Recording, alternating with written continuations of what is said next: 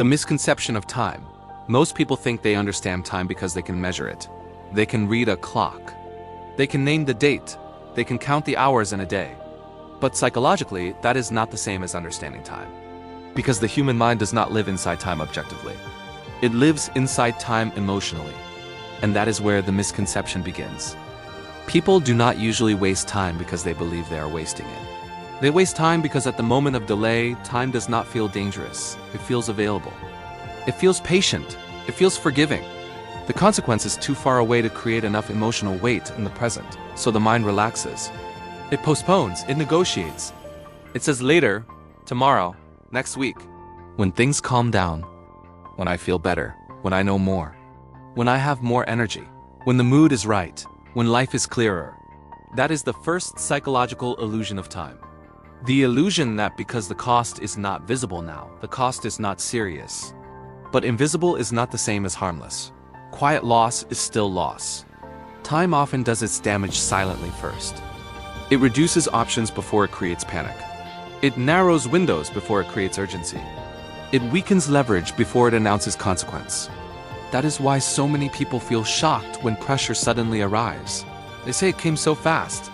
But in reality, time was moving at the same speed all along. What changed was not time itself. What changed was emotional visibility. Psychology matters here because human beings do not respond to future consequences with the same force they respond to present comfort. The present is emotionally loud. The future is emotionally quiet. Comfort now feels real. Cost later feels abstract. That is why people choose what is easier in the moment, even when they know it is expensive in the larger picture. They are not always irrational. They are often emotionally miscalibrated. The mind gives greater weight to what it can feel immediately. This is why time is so often misunderstood. People think they are making decisions about minutes and hours. But many of their real decisions are being made around emotion, around avoidance, around relief, around pressure.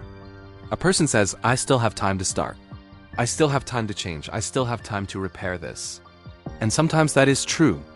But very often, what they really mean is this: I do not yet feel enough pain to act with urgency. Not every hour carries the same value.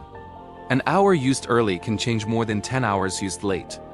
This is why urgency arrives too late for most people. Not because time became unfair, but because the mind only began respecting time when the cost became undeniable. The greatest misconception of time is this: people think time is disappearing only when they can feel it. But time is already shaping their future long before it becomes emotionally loud enough to scare them. Respect time before fear arrives.